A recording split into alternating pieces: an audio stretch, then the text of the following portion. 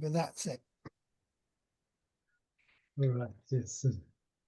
The book on morality, is that one before this, before the 2019? Yeah. Okay. So I'll let you mention it later on. Yeah, okay. So it looks like we are now 6 o'clock, and we. I guess, brother, I mean, if you don't mind, I guess let's give our would-be participant a little bit more chance. Yes, if Oliver doesn't have any objection. Sure. No problem. Because I'm sure other people would join us soon. Of course. No worry. Yeah, just the proceeding. Our guest will deliver the lecture, and then at a certain point you will stop when you will think that it's suitable, and the audience will be able to ask questions, obviously related to the topic that has been presented. Obviously, we ask you to keep the question to a question rather than speeches. Sometimes it does happen, and then we'll take it from there. We should be completing this session by 7:30. That's when our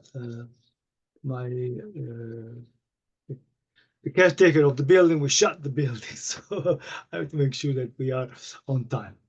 Okay, I think it's enough of us. So if Dr. Paya has in mind, we can have a start. I'll give a little introduction, and then we'll proceed. No, by all means, yes. All right. Okay. Thank you very much for all of you. It is a pleasure, first of all, to welcome you to today's talk, or tonight talks for here in London. The title is "How far do Islamic ethics rely on reason and religion?" This will be delivered by a distinguished scholar, Professor Oliver Leaman, who is not a stranger at the Islamic College here. Professor Leaman is a leading voice in the field of philosophy, currently teaching at the University of Kentucky in the United States. He's also a fellow at Accademia Ambrosiana in Milan, reflecting his international recognition as a scholar of Islamic, Jewish, and Asian philosophical tradition. With a career spanning decades, Professor Leaman has contributed profoundly to our understanding of classical and contemporary philosophical questions, often examining how these ideas intersect with religious and ethical thoughts. Today, we will delve on the pressing question that resonates across the time. To what extent do Islamic ethics depend on reason, and how much on divine revelation? Must God reward virtue in the next life for morality to hold a significance? Our laws and justice intertwined within the Islamic framework, and intriguingly, can someone with flawed moral characteristics still be considered Muslim? These are, of course, age-old controversies that classical Islamic philosophy debates, and their relevance persists today as we navigate similar ethical dilemma in our time. Professor Leaman's work often bridges historical with the contemporary, making the wisdom of the past accessible to and applicable to the current challenges. Professor Leaman has co-edited and written many books on philosophy. His latest publication sees him as the editor. This is the Routledge Handbook of Islamic Ritual Practice. Without further ado, with this brief introduction, I will ask Professor Leaman to deliver his talk. Thank you very much. Thank you. Good evening, ladies and gentlemen. I'm going to mention some of the crucial issues in the discussion of religion and morality with respect to Islam. But these issues actually arise in virtually every religion. So I may look at one or two other religions as well en route, but obviously the focus is going to be very much on Islam. And, we start by looking at two sorts of rules in religion and morality. One sort of rule is very general, rules against murder, rules about being kind, rules about keeping promises, rules about not lying or stealing. These rules seem to be very obvious.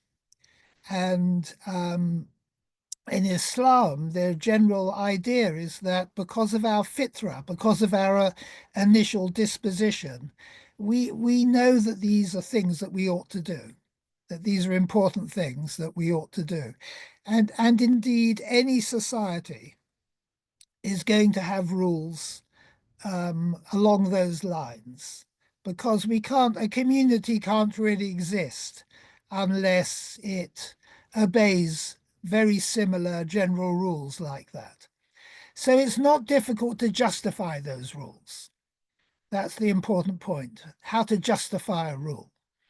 It's easy to justify those rules.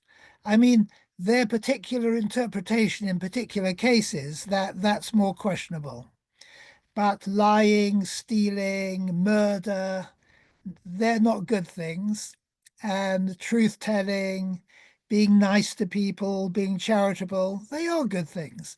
I think most people in most religions, or no religion at all, would agree with that. Then there are rules which are more specific to a religion.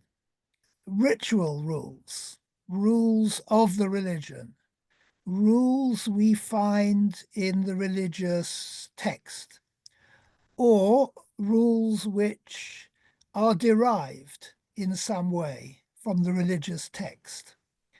Those rules are specific to a religion, and those rules we only discover through a religion. We don't discover those rules through reason, because reason really can't get us to those rules. We need a revelation. We need God to tell us what he wants us to do. And in the Quran, for example, we find rules about not eating pigs, for example, not gambling, not charging interest or paying interest, rules about prayers, how people should pray and when they should pray. And those sorts of rules are derived from the religion. We wouldn't know those rules otherwise. And of course, different groups in religion often differ about how precisely those rules are to be interpreted. And we'll look at some of those differences as we go on. When I say those rules aren't rational, I don't mean there's no reason for them. I mean that the reason for them lies in the religion. For example, Islam is not keen on people eating pigs. Now, I don't eat animals myself, but as far as I know, there's nothing wrong with eating pigs. It's not bad for us to eat pigs. Some of my best friends eat pigs every day, virtually, when they eat bacon for breakfast. And they seem perfectly healthy and happy. And so it's obviously eating pigs isn't bad for us. I mean, it's not bad for us. There's nothing wrong with eating pigs from a physiological point of view. But Islam says, the Quran says, that pigs are not to be eaten. And so this is a rule which, Muslims will follow to varying degrees. So there's no rationale for it apart from its appearing in the Quran.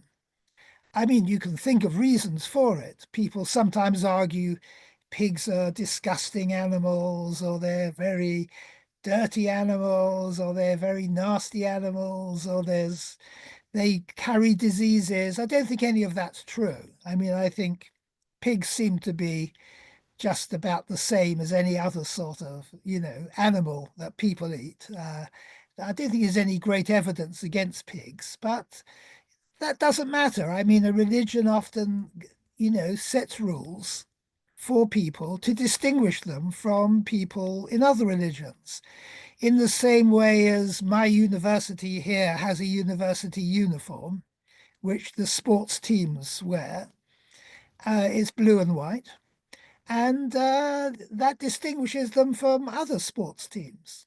You can easily see when they're playing basketball, for example, which side they're on, and there's no reason why it should be those colors.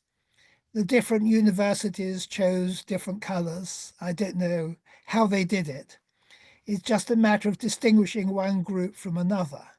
So perhaps eating pigs and not eating pigs is a way to distinguish one group from another group. And what's important behind it is that God has told us to do it. It's not really important in itself. What makes it important is the fact that God told us to do it. And since God told us to do it, we do it if we want to obey what God wants us to do, which generally religions take to be a very good idea. I mean, what's important about these rules in the Quran is that there's never really any explanation of them, like the rule against drinking wine, for example, or which is often broadened into alcohol, or gambling, or things like that. Interest, though, the Quran talks a lot about what's wrong with interest, about taking interest, but many rules have no reasons for them. I mean, we're told that God knows why we shouldn't do these things, but there's nothing. I mean, obviously, excessive drinking of alcohol is bad for us. Excessive gambling is bad for us. But the Quran doesn't say don't drink alcohol excessively. It says don't drink alcohol. That's how it's taken. Don't gamble. I mean, gambling occasionally is not presumably harmful, but the Quran doesn't say don't gamble excessively. It says don't gamble at all. And there's a little sort of implication that God knows why we shouldn't do these things. And provided God knows, we don't need to know. All we need to do is know what God wants us to do. And no doubt the thinking is that since God has made us, since God has made everything, since God knows everything, if God suggests that we don't do something, then there's a very good reason not to do it, even if we don't know the reason. I mean, one might take as an example here going to your physician. If you go to your physician and you have something wrong with you, and he or she says, take this tablet twice a day, or stop eating bread, or go to bed earlier. We may not understand why this is good advice, but we trust him or her. And if he or she tells us to do something or suggests we do something, we obey.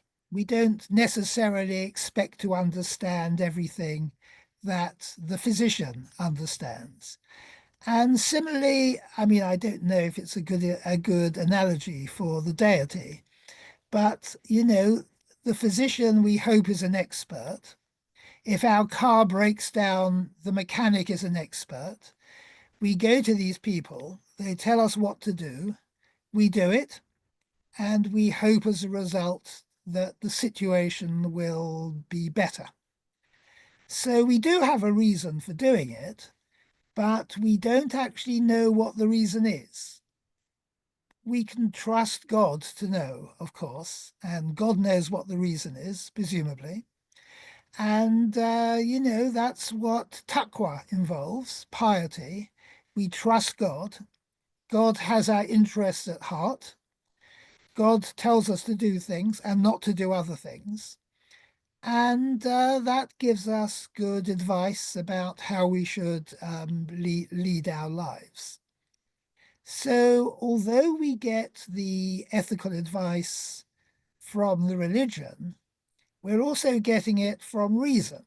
It's also rational in a world in which there is a God to do what that God advises us to do.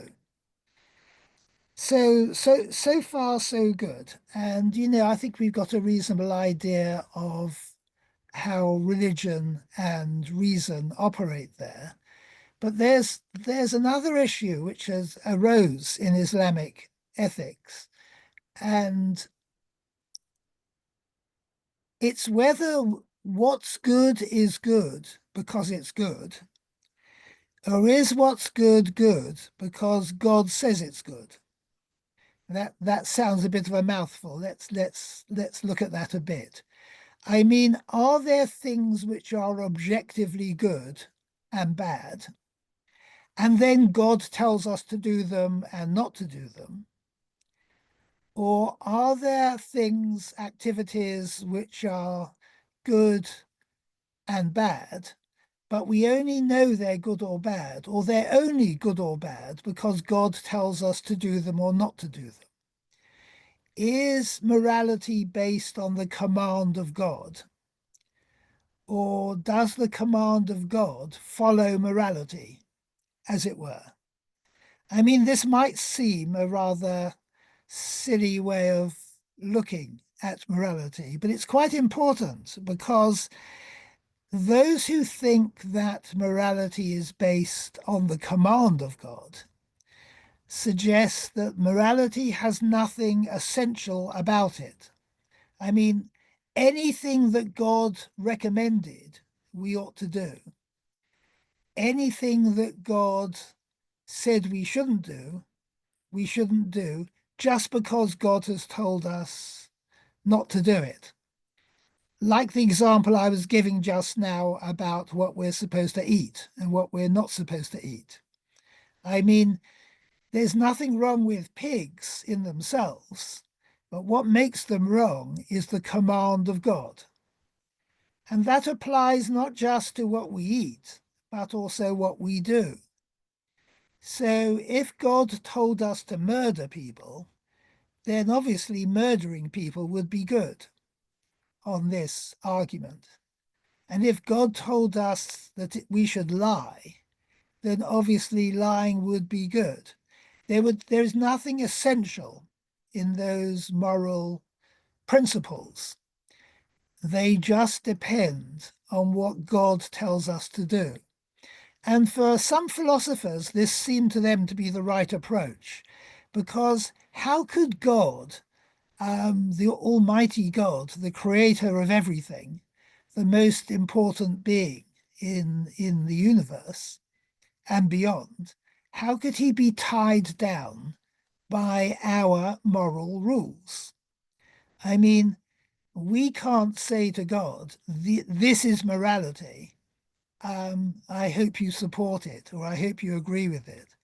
It seemed to them that God has to be completely in charge of all of morality, and there's nothing essential about any moral claim. It all depends on what God thinks.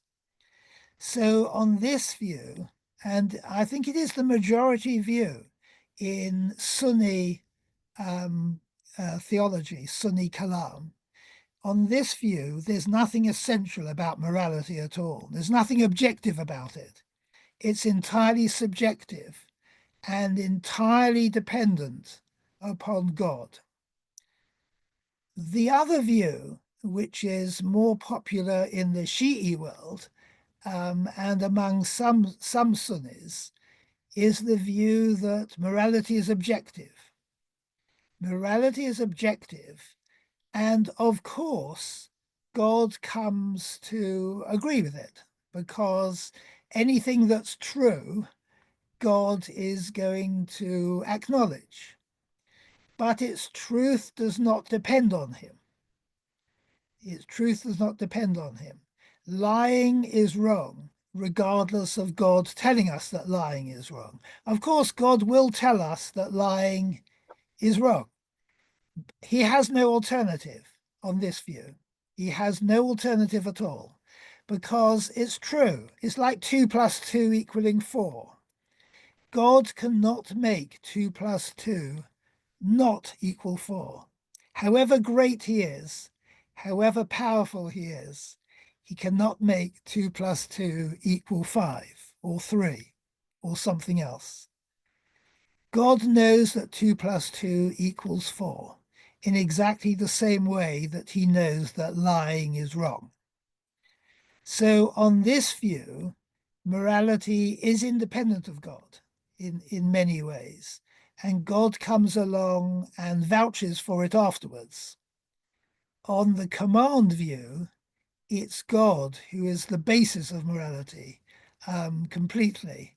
And nothing is right or wrong in itself. It all depends on how God wants it to be. And this actually, it has implications for other aspects of philosophy, like the command view sees nature as also being entirely dependent on God.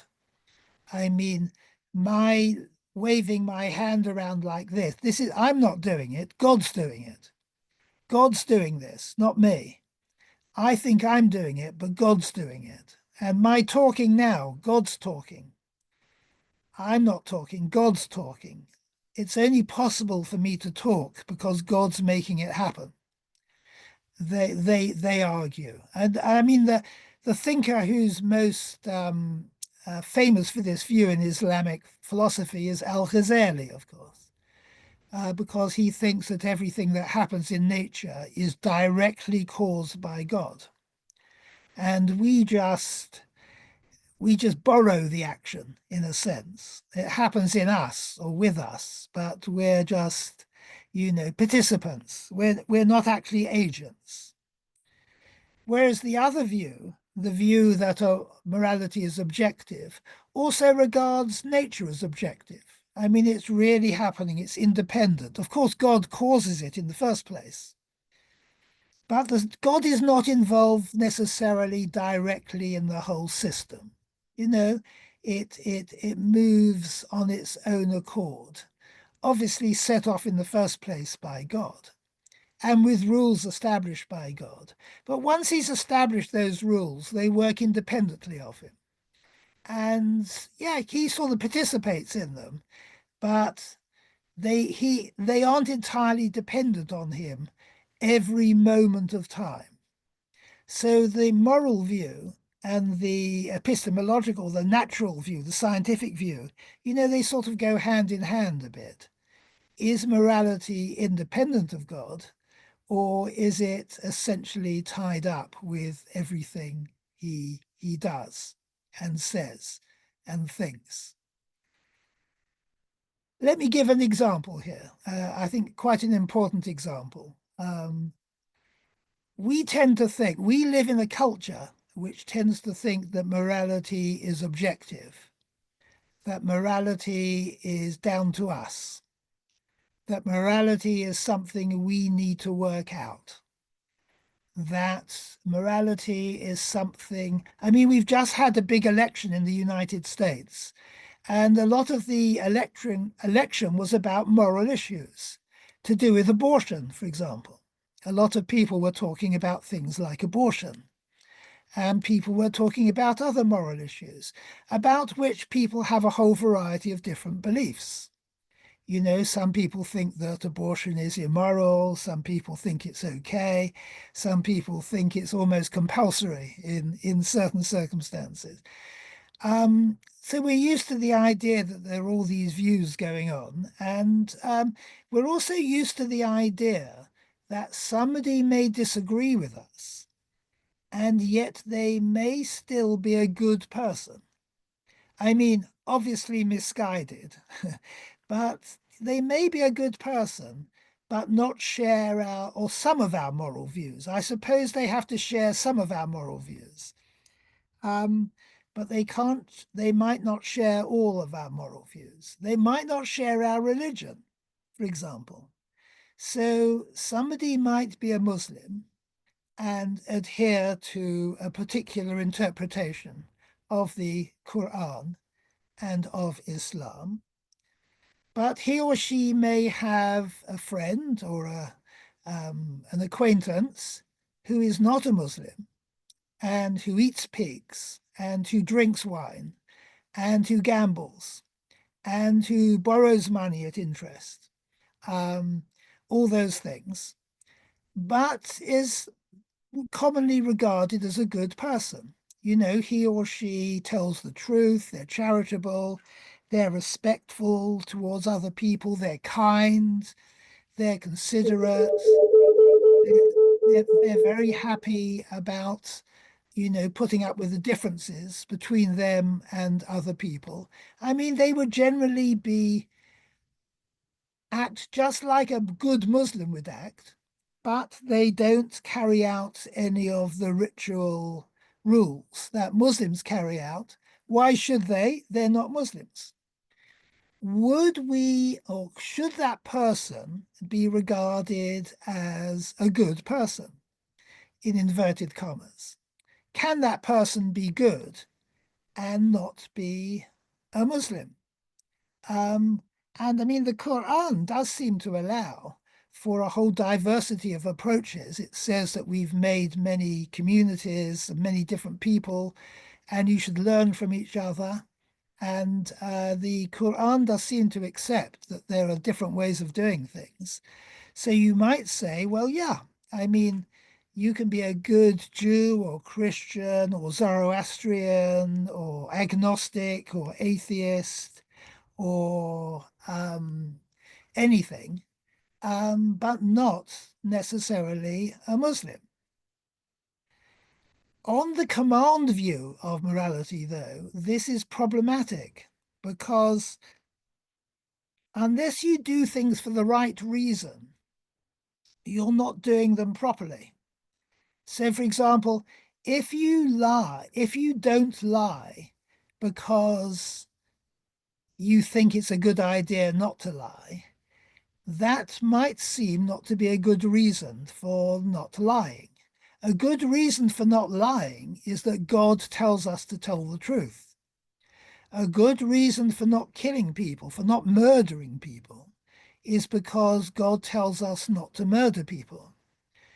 A good reason for being kind is because God tells us all the time in the Quran to be kind. It's one of his names, the compassionate. I mean, God constantly tells us to be kind in the Quran. And is that why we should be kind?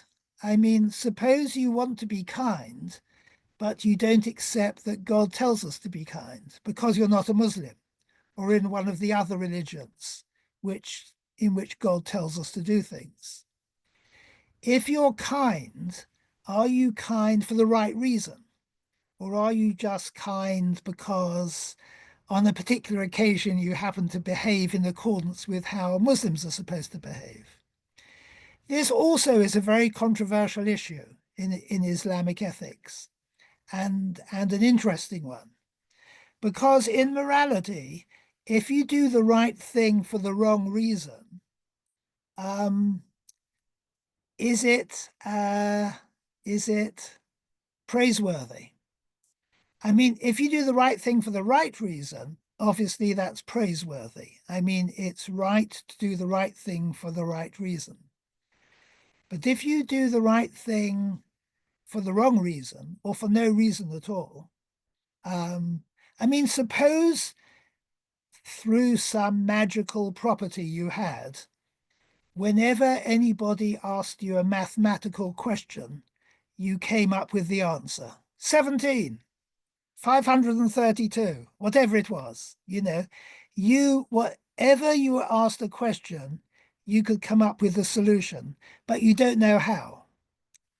Are you a good mathematician? No, you're not. You're not a good mathematician.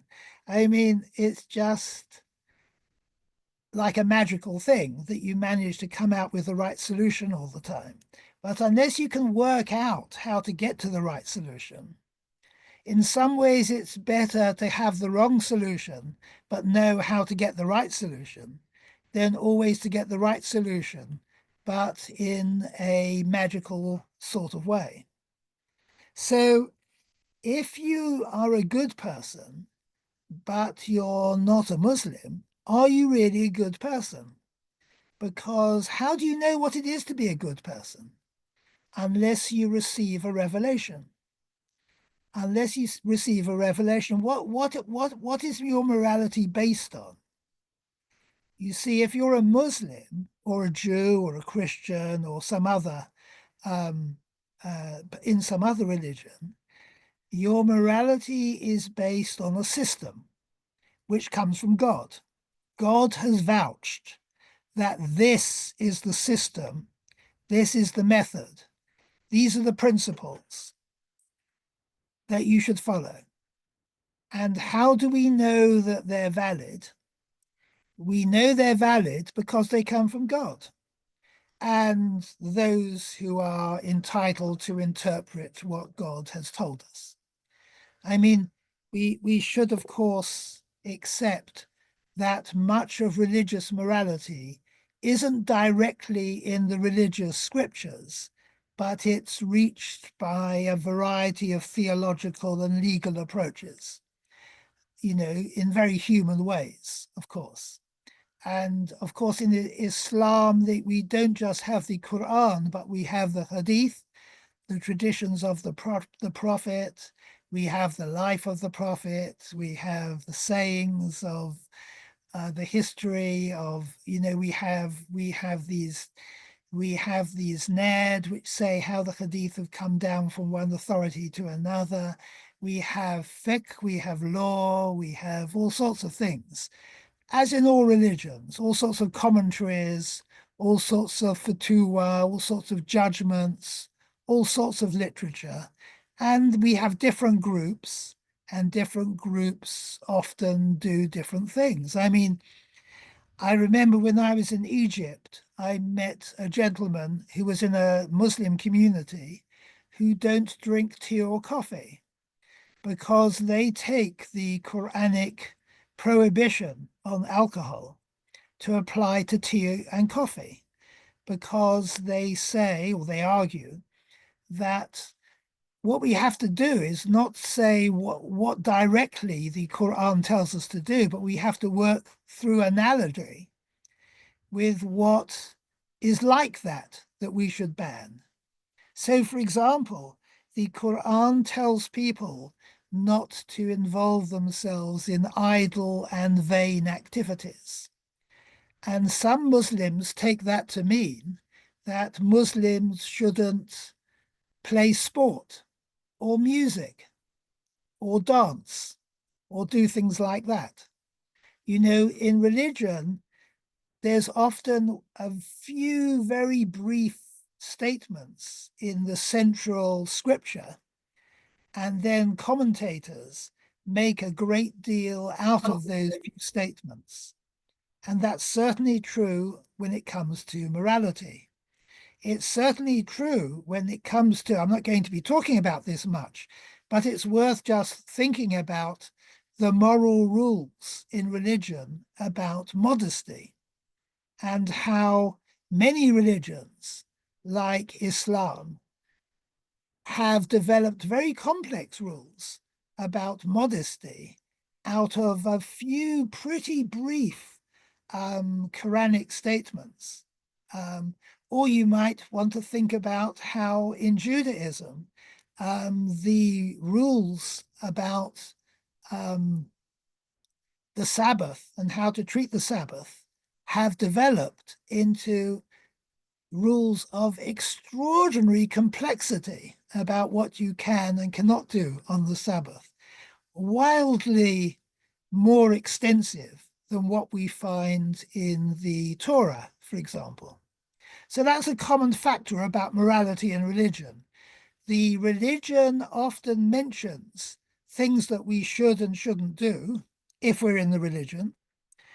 And then those few comments are expanded into a huge panoply of further rules about conduct and clothing and food and what we can say and what we can do and what we shouldn't do.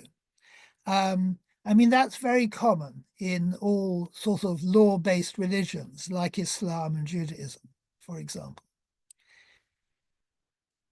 This brings us to another issue, which I think is a very important one here.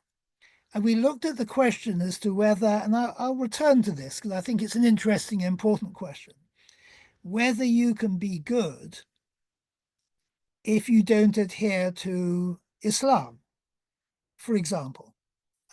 Can there be good Christians? Can there be good Jews?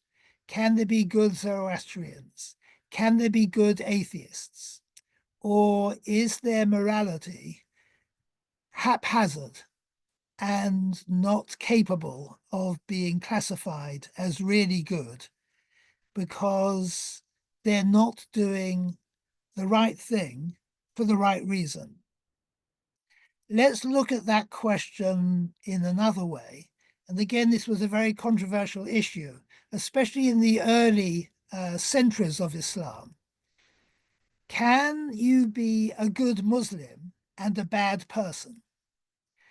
Can you adhere to the rules of Islam, the ritual rules, the ceremonial rules, what to wear, what to eat, how to pray, and not be a good person? I mean, suppose that, of course, you might say, well, no, because if you're a Muslim, it's not enough just to pray and to wear certain things and to say certain things, but there's a zakat, you have to be, hums or whatever. You have to be charitable, you have to be kind to people, you have to be talk to people in a pleasant sort of way, you have to behave in a certain way as well. But can't you steal? Can't you murder? Can't you? Well, I suppose occasionally you go awry. Occasionally you're not very moral. You do bad things. You do violent things. You do vicious things. Not all the time, presumably, hopefully, but sometimes. Could you say that a bad person could not be a good Muslim? I mean, is it possible to be, if it's possible to be a good person and not be a Muslim, is it possible to be a bad person and a Muslim? And this was a big controversial issue in the early centuries of Islam, when definitions of who was a Muslim were being debated. Of course, this is a big dispute in Christianity, where the importance of acts as opposed to religious beliefs and performance is a very controversial issue. But is it possible to do the right things in the religion, but not do the right things in the world, as it were? It's I mean, some argued no, it's not possible. So unless you do the right things both in the religion and in the world, you're not I mean, it's not a matter of being a good Muslim. You're not a Muslim at all. You're not a Muslim if your behavior contravenes the behavior that God tells us to observe in the Quran. Others argued against that view, and they argued it's for God to say on the Day of Judgment. How can we say who's a Muslim or not, let alone who's a good Muslim or not? It's for God to say on the Day of Judgment who's a Muslim.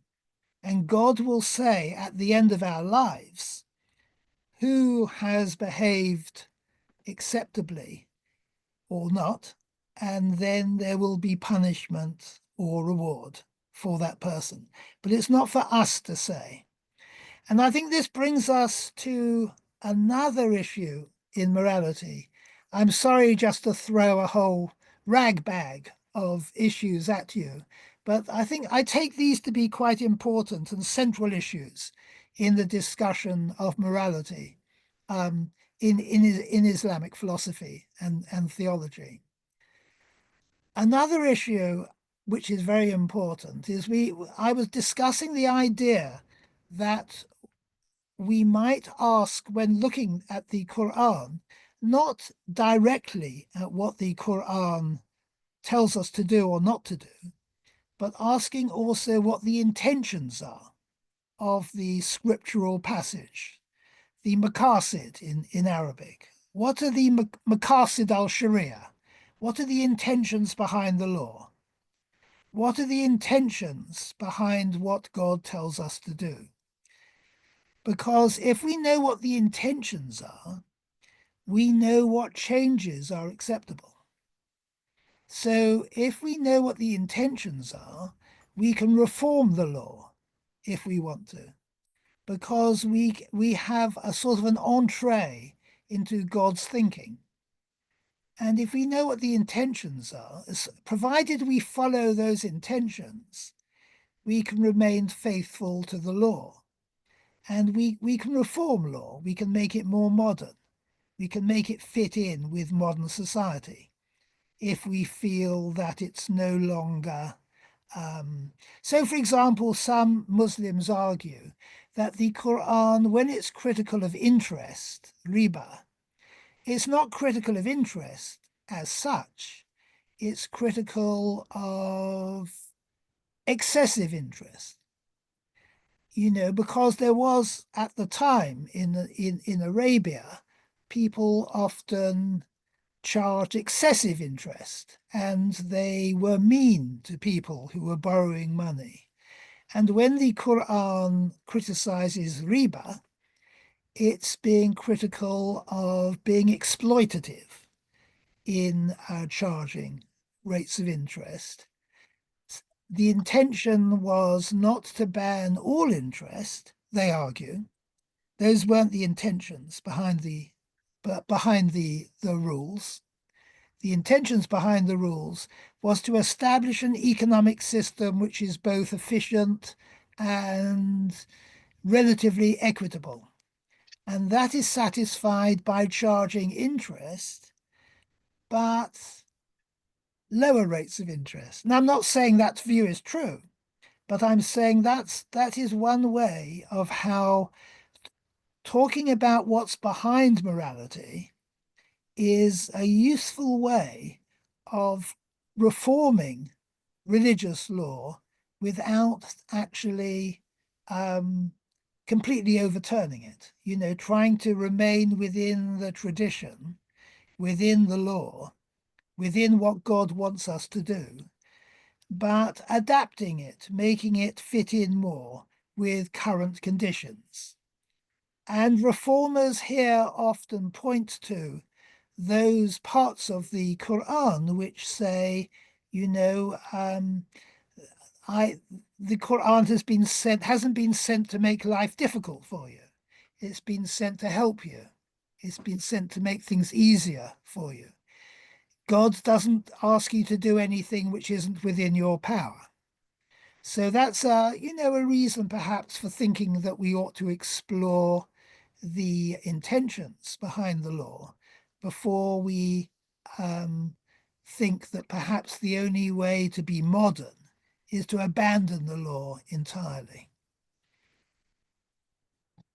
I just want to mention one other thing, and then I'm going to finish. But I'm going to mention something which criticizes this idea of reform from a moral point of view. There's a very interesting passage in the Quran, in Surah 18, where Moses, comes to Al-Khidr, the green man. He's not actually named in the Quran, but he's generally taken to be a mysterious character called Al-Khidr, who's often compared to the green man. He's a man, he's a teacher of prophets, and he's a person who knows the secrets behind what happens often. I mean, although he's a human being. And Musa wants to go with Al-Khidr on a journey. Al-Khidr is traveling, and Musa asks to go with him. And Al-Khidr says, yes, but you mustn't ask me any questions. You're going to see some things which are going to shock you and surprise you, and you mustn't ask me any questions. And they're about morality. You're going to see things which you're going to think, these things are incompatible with a world where God has influence and is trying to help people and be fair, be just. And Musa agrees. And he goes on this long journey with Al-Khidr, and I'm not going to go into the detail of it, but various things happen which shock Musa, shock Moses. And he breaks his promise. And he says, I can't understand why that happened. Why did that happen? Why did that terrible disaster happen? How could God make that happen? And on every occasion, Al-Khidr replies and provides what he takes to be an acceptable excuse, why God did it. Because he knows the secrets. He knows the secrets behind what happens. And at the end of this journey, we're left with the idea that as human beings, we're very limited in what we can know about why things happen or what makes them moral or not. So Musa, even Moses, even Musa could not summon up the patience to trust in God, that God did things for the right reason, taqwa. Even his taqwa was deficient. So our taqwa and our patience is obviously going to be much more deficient than that of Moses. And the point here is, how can we expect to enter into the intentions of God? How can we expect to understand what God wants us to do? Sorry, how can we be expected to understand why God wants us to do what he tells us to do? I mean, if God tells us to do something, then we should do it, and we shouldn't expect to understand why we should do it, is the argument that many people give based on this passage in Surah 18. Moses couldn't understand why God wants us to do things. We certainly won't understand it. So all we should do is obey. And this goes along very much with the command view of morality and Islam. The idea that we have to do what God tells us to do just because God tells us to do it. There's no way we would understand why we should do it. And of course, that's very much a theme in religion. We often reach a point where we don't know why we're supposed to be doing certain things, morally and in other ways. And we say, well, I mean, there are things we just don't know. There are things we just don't know because we're human. And morality is one of them. You know, we can't expect to work out how to behave, the argument would go, without divine assistance. We don't know the secrets. Only God knows the secrets, and he bases his moral rules on those secrets. And we should try and understand as far as we can, but we have no opportunity to delve further when we finally come up against what God tells us to do. At that point, we have to stop and just do what we're told, basically.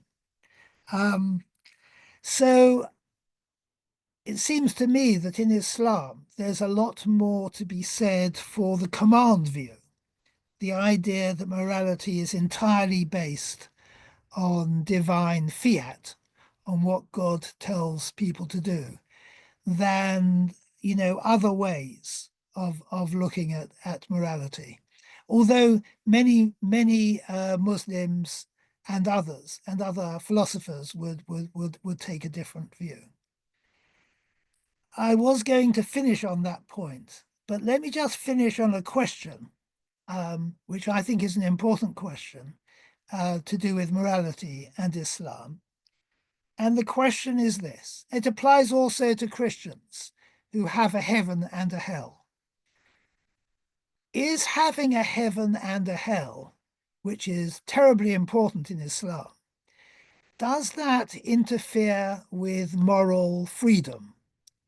Does it make it likely that we're going to be good because we hope to be rewarded by God?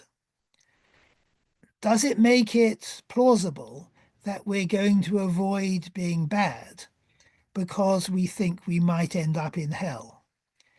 Does the hereafter, does the world beyond this world, of which the Quran is so explicit and is so eloquent, do you think that interferes with our ability to do the right thing for the right reason? Al-Ghazali, for example, argues very fulsomely for the existence of heaven and hell. But he argues if we're good because we're frightened of heaven and hell, then we're good for the wrong reason. We should be good out of love for God and so on. But is a morality which is based on a religion, which has a heaven and a hell in it, always going to be rather problematic when it comes to ethical choice? Because won't individuals be unlikely to make that choice based on their understanding of what they ought to do, but based more on prudential reasons on how they might end up being rewarded or punished? Right. Well, I think with that question, I'm going to stop talking. I'd like to say to people who are interested in these issues that I wrote a book a few years ago called Islam and Morality, and you might like to have a look at it because it obviously has much more material on this sort of topic.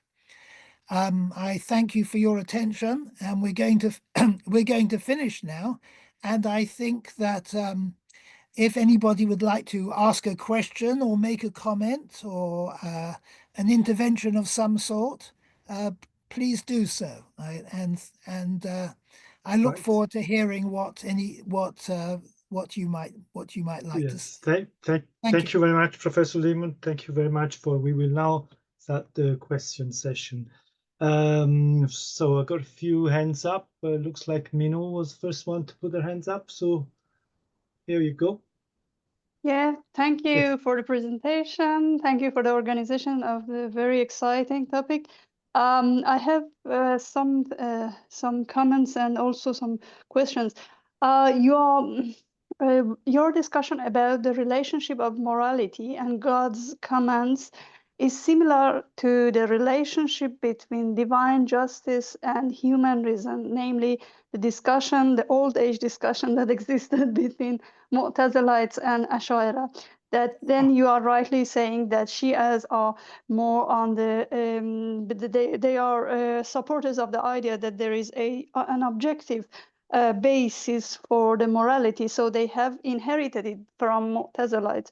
Yeah. But even though this tendency could have been theoretically helped Shias to be more open to reform, the idea of reform that you mentioned, what happened among Shias is that the human reason that should be eligible for deciding what God's commands or what the morality should be, then it has been trusted to certain circle of scholars. So those scholars are only human beings that are eligible to decide for what God's justice and what the morality is.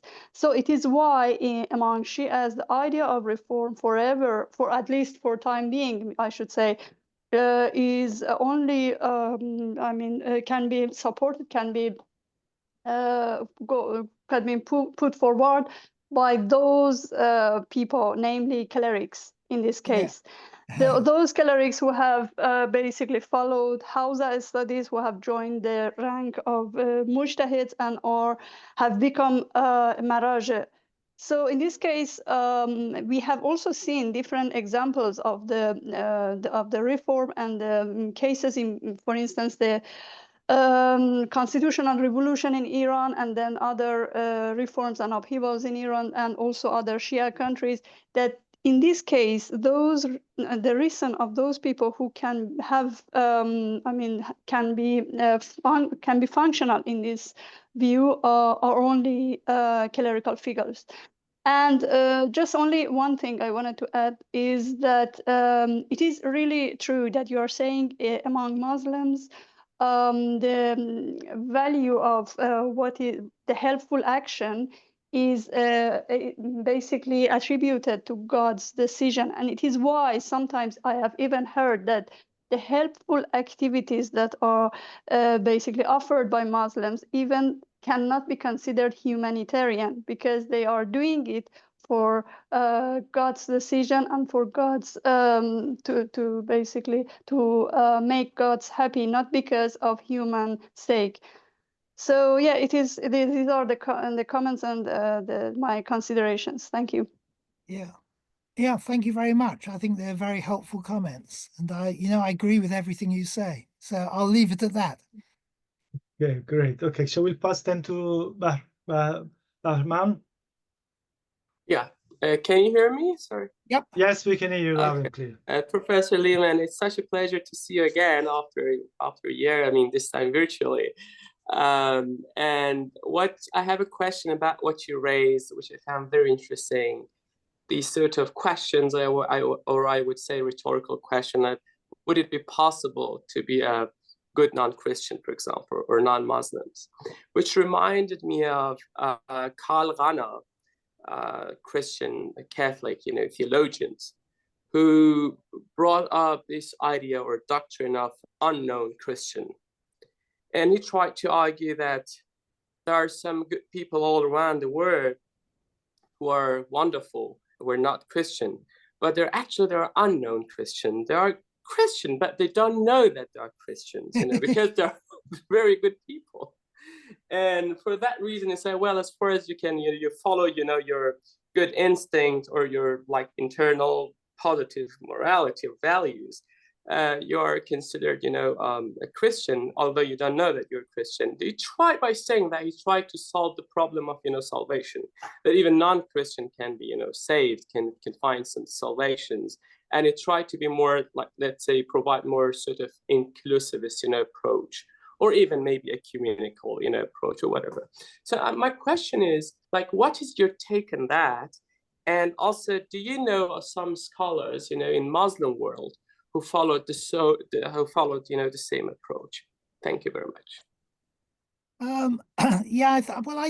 I think there are people who, I think Sufis are pretty good in the Islamic world at being a bit more accepting of people from other religious traditions who they think also have some access to how to behave and how to think about God and how to relate to other people. But there are many religions where, we have a religion here in America, the Southern, there's some variety of Baptists, for example, which are very popular.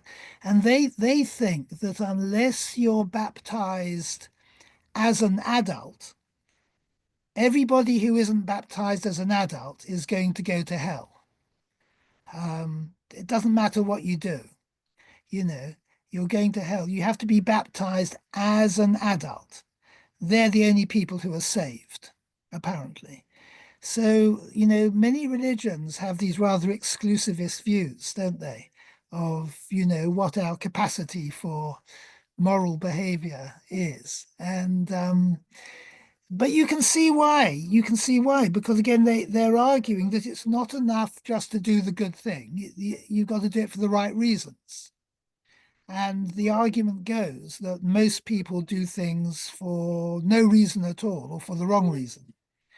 And if you do things for the wrong reason, well, I mean, there is a hadith, isn't there? I think that where the Prophet says, I don't know if it's a Shia hadith, but it's certainly a Sunni hadith, where the Prophet says, I think he's talking about being in the right position for prayer. If you pray in the right position and you say your prayer, you get 2 rewards. If you say your prayer, but you're in the wrong position, you just get 1 reward because you miss out on that reward for not facing the Qibla. I mean, I think that's a fairly, we understand that, I think. If you do the right thing, but for the wrong reason,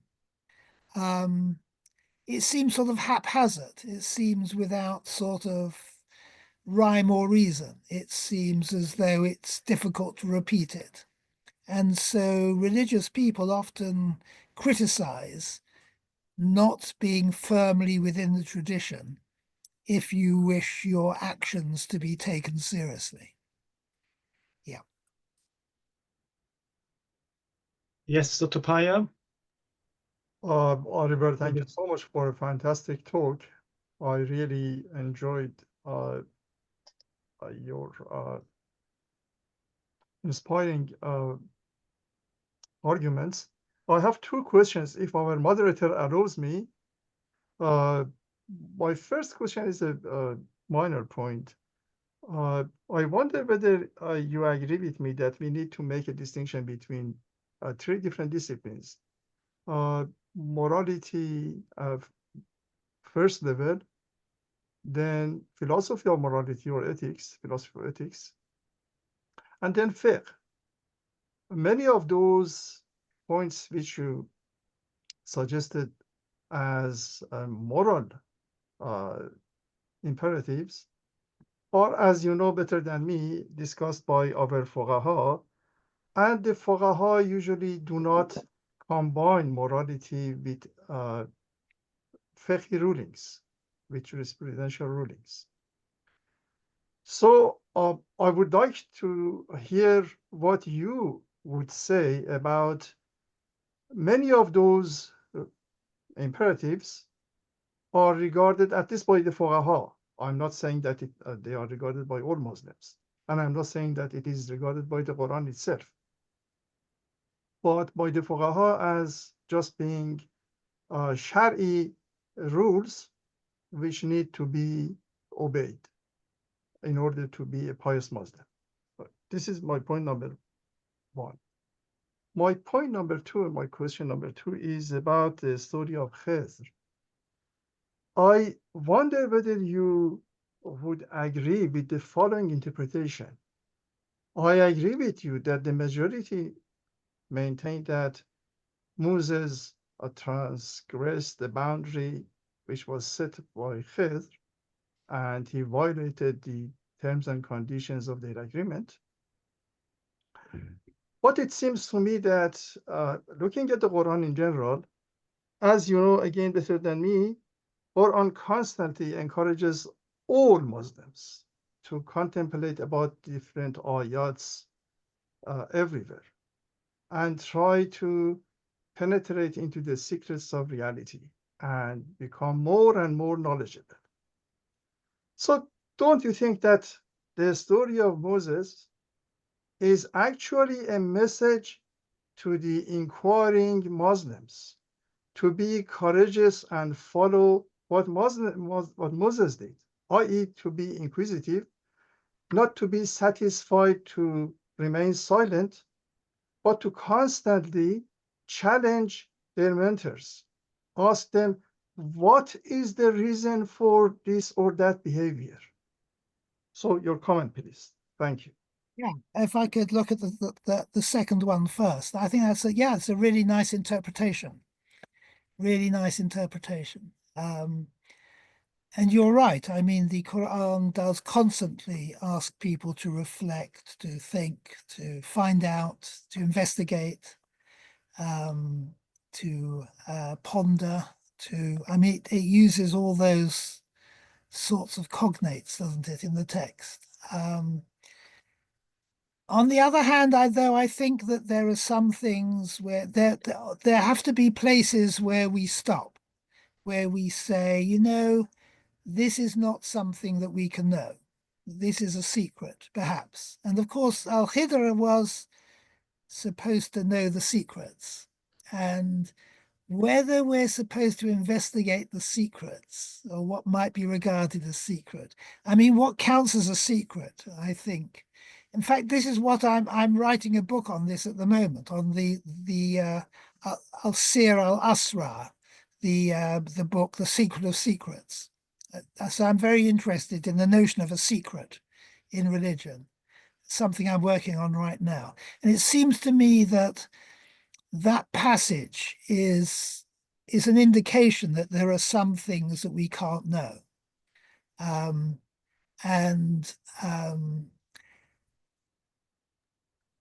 Well, sorry to interrupt you, but yeah, whether Moses is being criticized for asking, is Moses, but this is something in support of your view, is Moses being criticized for asking the question, or is he being criticized for asking the question End of the session, when he was told not to ask the question? End of the session, I'm leaving. Is he criticized for a lack of patience, you know, or is he criticized for asking the question? That seems to me to be a point which was very much in your favor. I mean, what is the role of secrets in the Quran is I think an important. Okay, could I ask you the following? Sorry to interrupt you. I agree with you that Moses' position is open to different interpretations, but don't you think that we can only know what is the limit for us, what is the secret which we should not attempt to understand or explore after making our attempts? Because a priori, it would not be possible. So I guess it needs to be, again, given to the human beings this responsibility of remaining inquisitive, remaining of our exploring mind, and never ever remain at rest, unless, of course, they come with genuine argument or evidence that it is impossible in principle, that they could penetrate into that layer of reality. I entirely agree that there are secrets in reality which are in principle impossible for us as human beings to understand. But that needs to be, if you like, became visible to us, become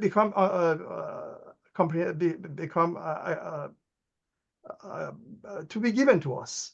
We need to come across that reality and then realize that, yes, this is a no-go area. Prior to that, I guess it remains an open question.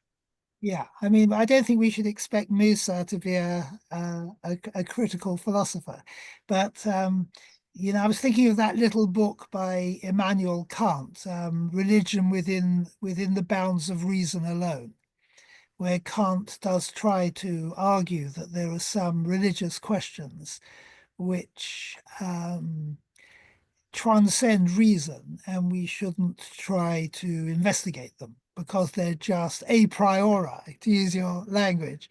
They just are a priori, completely beyond human investigation.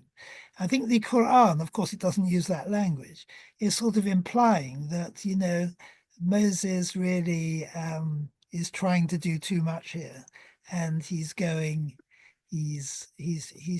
expecting to, he asks, I mean, he does get the information. He does get the information in the end, but the suggestion is that really we can't understand these things, and we just have, that's what taqwa is. You just have to accept it. Piety, you're pious, you accept that what God has done is right.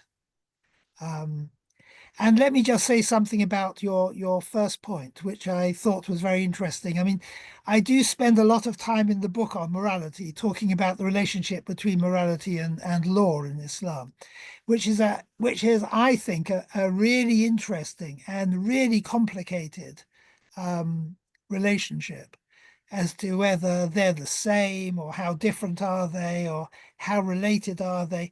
Obviously, the connection is both close, but they remain distinct. At the end, they remain distinct, but they're very wrapped up in each other, and so I don't think that question can be answered in one way or another in general. I think you have to go case by case and see where we can carry on just using the Quran and morality, or where we actually have to have legal distinctions to make any progress. Yeah. Thank you so much. Thanks a lot. That's it. That's it. Right. I don't see any other hands up at the moment. Good. That's Let me see. Okay, no, we'll go on. Mahmoud. Yes, go ahead. Hello, Professor Mahmoud, go ahead. Leaman. Yeah, thank you Hi. very much. Thank you, Professor Leaman, for the wonderful lecture. I wanted to touch on a very important point, which I believe was maybe one of the most important milestones in Islam, which was the hijrah of Prophet Muhammad. So I've been thinking on whether or not, like when the Aus and the Khazraj, like the people of Medina, sought Muhammad to rule them, like did they seek him based on him having a reputation of being a Sadiq and Amin, like a truthful and a trustworthy person, and as a deal you get to preach your religion because you are looking for a safe haven to preach your religion? Like that was basically what Prophet Muhammad was looking for. Or was it the other way around? Like, did we enter into Islam and we want you as our prophet, and as compensation you get to rule us, basically? Like which one was which? Because the way I see it, because it wasn't because he was a prophet, because he had a reputation of being a Sadiq and Amin, and based on that we can argue that probably it's his exoteric sense of morality that might have enticed them to to seek Muhammad to rule them, because they needed someone to rule them because of their social issues. And if moralities are not immutable, and Islam is supposed to be a global religion, let me borrow from Aristotle a bit. Like basically, if we want to argue with some people, and if it's supposed to be a global religion for our fellow human beings, what is it that we're going to presuppose? What is it that we have in common if moralities are not immutable? I'm not sure if I made myself clear, because like if it's not the case, then it would assume that someone needs to be a Muslim through an esoteric sense, in an esoteric way, for him to realize the exoteric sense in terms of morality, which I believe like it's like the religion of Christianity. Like it's up to the Holy Spirit, for example, to make someone a Christian or not. So wouldn't that make it somehow similar to how that point of view would be in Islam? Interesting. Yeah, interesting idea. Yeah. I mean, I guess if we trust somebody, and if we like somebody and trust somebody and respect somebody, we would be interested in their religion. If it's not our religion, we might say, well, I wonder if their religion is worth following as well. I remember when I used to live in Sudan in Africa, and one of the things I used to observe is that in the north in those days was sort of Arab and Muslim, and the south was sort of Christian and animist.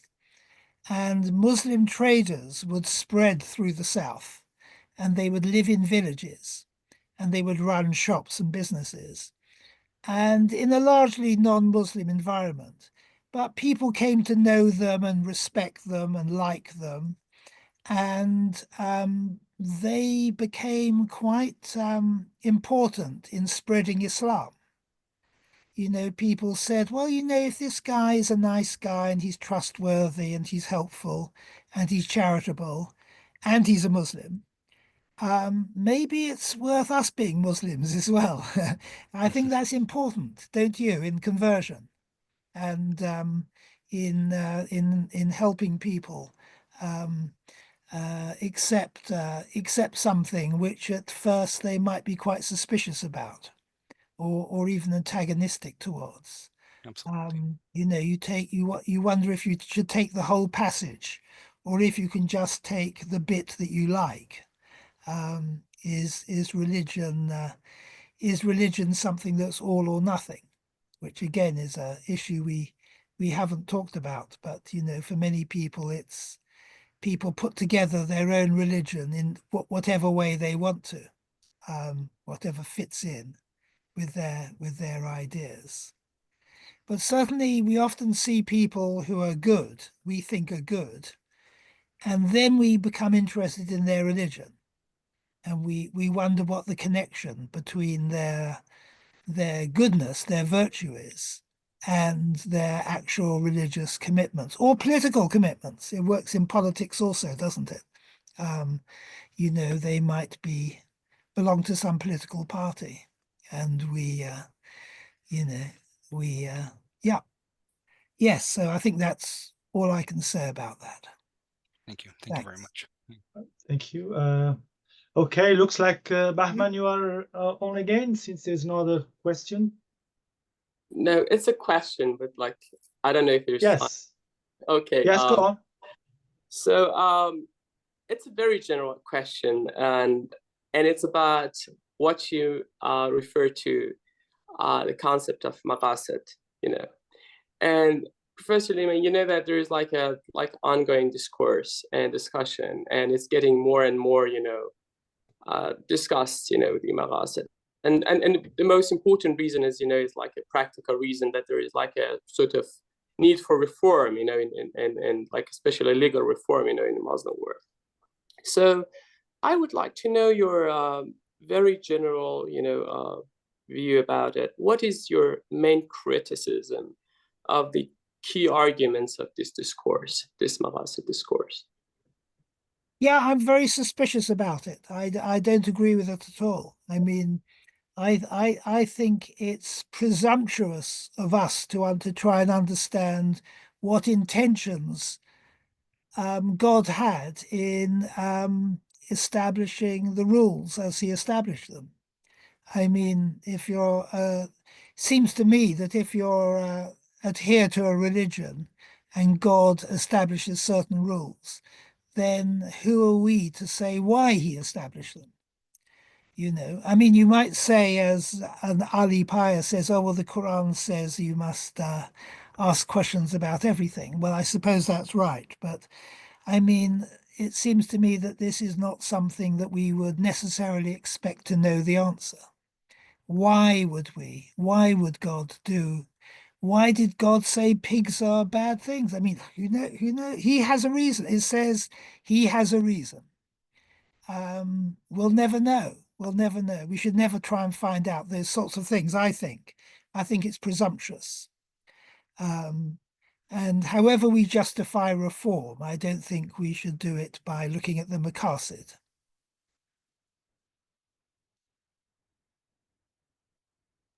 Thank you so much. I appreciate On that issue, I'm very much a fundamentalist. Oh, dear. Good. I think perhaps we've come to the end. Amir, do you think? Oh, no, I guess Dr. Jahangir wants to ask a question. Okay.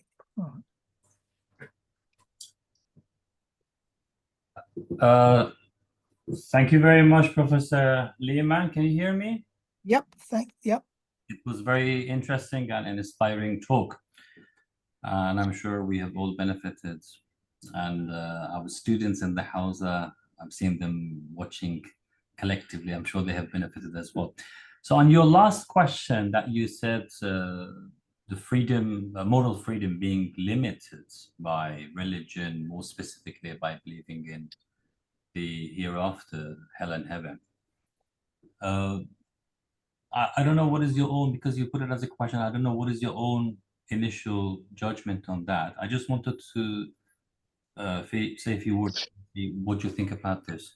Don't you think that if we put the benchmark of aql for both issues, for understanding religion in general and hell and heaven in particular, and also for our moral judgments and moral freedom, and if we believe that even the issues of the religion, all of them, including the hell and heaven, would be understood by aql, and if they cannot be understood by aql, should be reconsidered, should be revisited. If you put the aql as the benchmark and as the main judge, can that basically sort out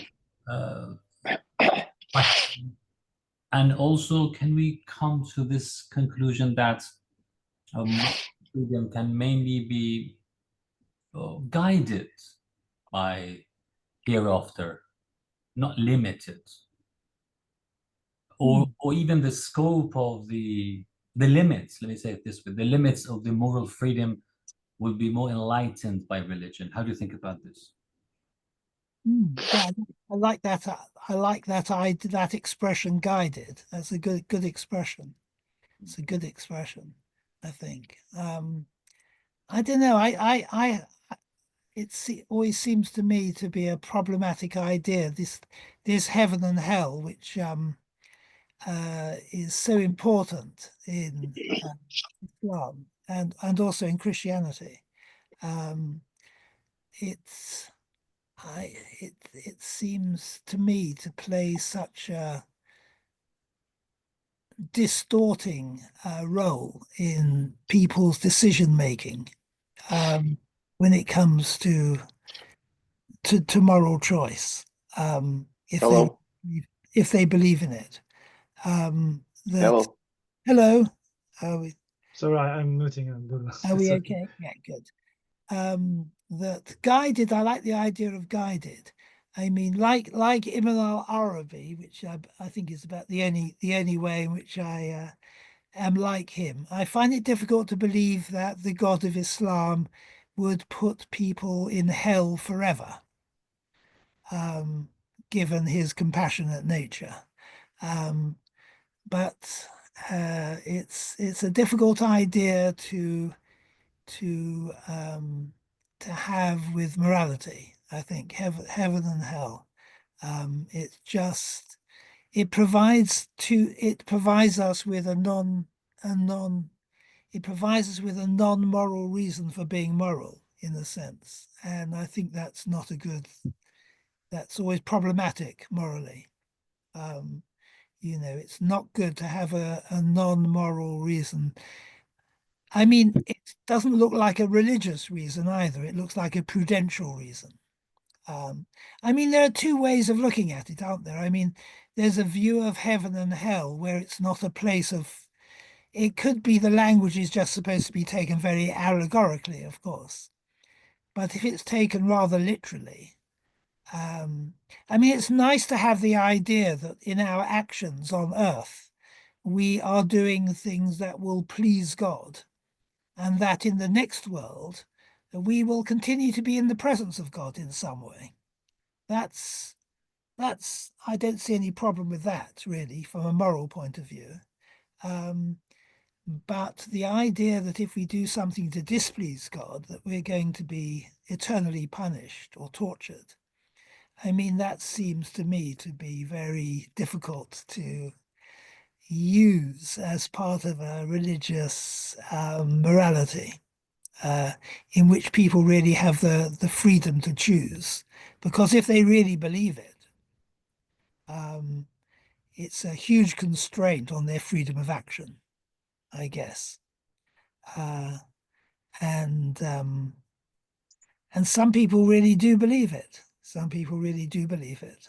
And I remember a young lady telling me, wearing hijab, telling me that she believed literally in a hadith, which said that for every hair that a woman shows, you will be suspended from that hair for 50,000 years in the next world. And of course, she wore her hijab very faithfully.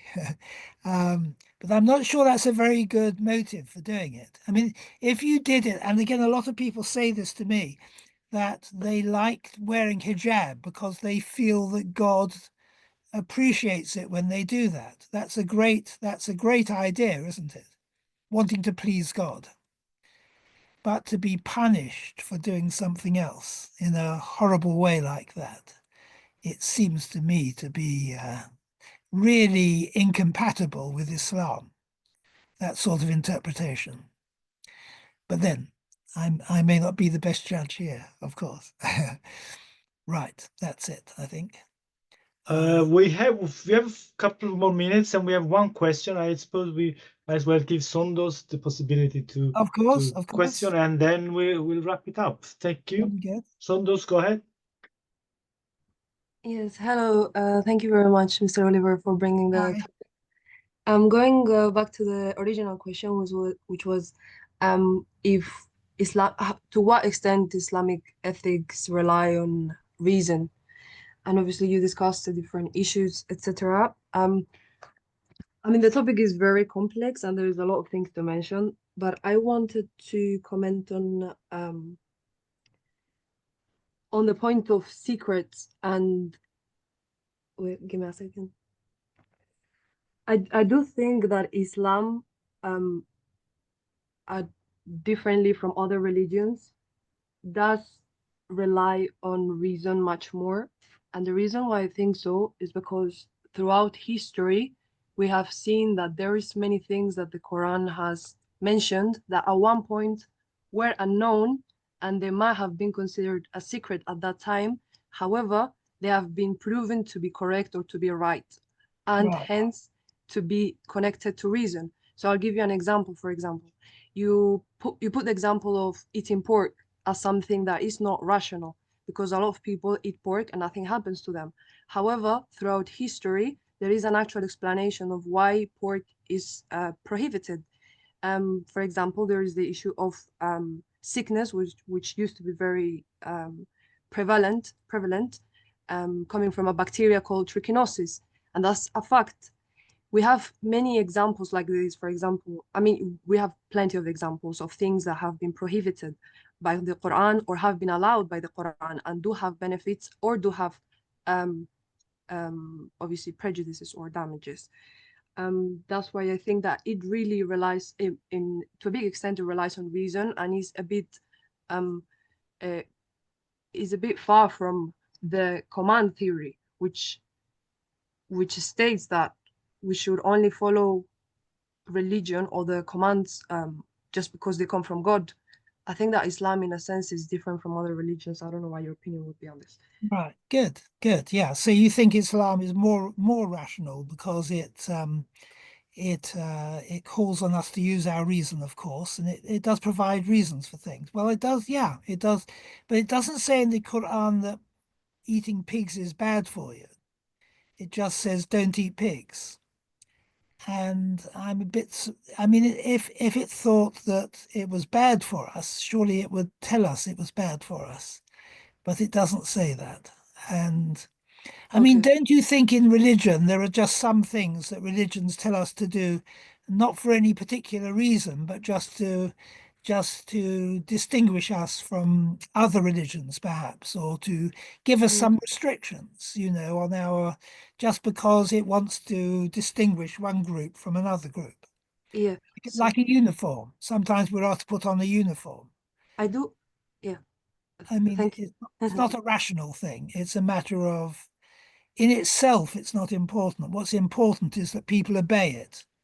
And so I do think that generally when a new say a religion or a group wants to obviously differentiate itself from others, they do put some rules that do differentiate their group from others. However, Islam is a bit different in that it was meant to be for the whole of humanity. It's not limited on who can be part of Islam and who cannot be part of Islam. In that sense, because it's supposed to be for the whole of humanity, it's not looking, their aim is not to differentiate. itself from everyone else, but rather to welcome as many people as possible to it. And I do think that, as I said, many of the things are based on reason, and the Quran cannot go each and every single rule to give you an explanation of why this is wrong or this is right. That is the human enterprise, and that's why the Quran says from the beginning, the first ayah was Iqra. Iqra bismi rabbika alladhi khalaq. Read, but read is not only read the book in itself, read and reflect and obviously research and experiment. And that's why Islam has a very, very broad very broad I mean, a lot of scholars, so to speak, a very broad research and a very broad scholarly on every single issue, because the Quran is pushing us to learn. Yeah, very good. sorry. That's a very good point. And you know, as you say, well, we were told Iqra, and that means the Quran leaves us with work to do to work out why certain issues are rational or not. I mean, I would argue that those things are not as rational as they can be made out to be, but some, like as you say, you could argue that those are rational instructions, and I think that's a great way of looking at the text. I happen to think it doesn't really make as good sense as the other way of looking at it, but I thank you very much for that comment, because I thought it was a very interesting view of the text. That's right. Thank you so much for your response. Right.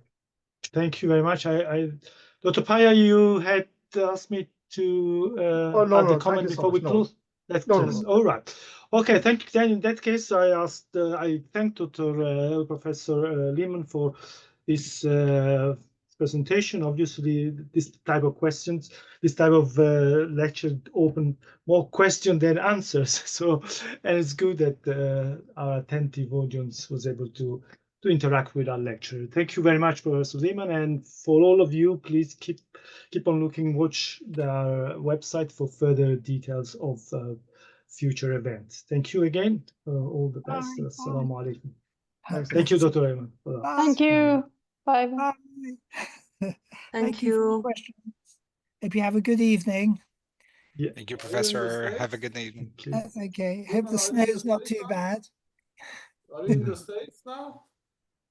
Yeah. Thank you very much.